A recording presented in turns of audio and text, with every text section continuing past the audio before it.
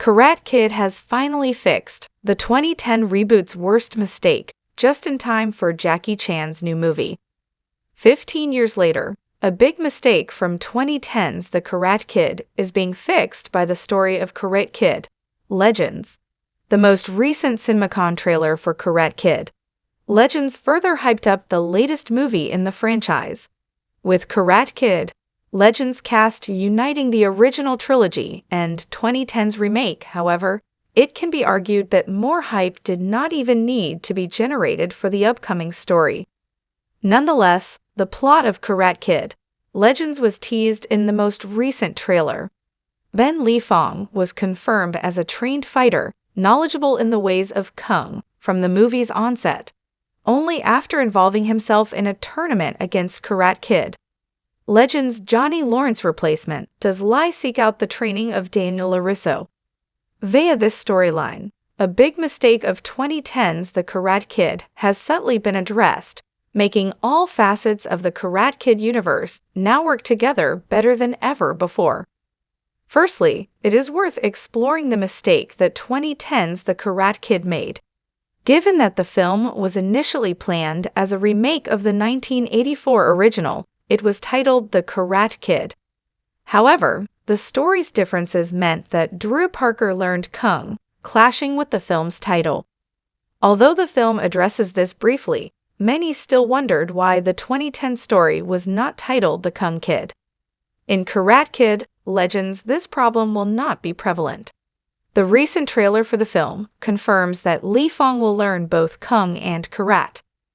Lai has already seemingly been trained in Kung by Mr. Han from a young age, yet Daniel LaRusso's Cobra Kai connection enables the titular character of Karate Kid, Legends, to learn, well, karate. This will likely allow Lai to overcome his enemies, namely the film's antagonist Connor, during a New York-based martial arts tournament. Despite the 2010 film's title being a mistake, The Karate Kid had good reasoning for Drew Parker's Kung journey. As a way of differentiating the 2010 movie from its 1984 predecessor, the film saw an American family move to Asia, specifically Beijing, China. There, Jaden Smith's Drew Parker came across various children experienced in Kung and got on their bad side, leading Jackie Chan's Mr. Han to train Drew in the ways of martial arts. With the film based in China, this makes a lot of sense. After all, Kung originated in China, as opposed to Karate, which originated in Okinawa, Japan. The original Karate Kid focused on the latter form of martial arts, thanks to Mr. Miyagi's involvement, a native of Okinawa.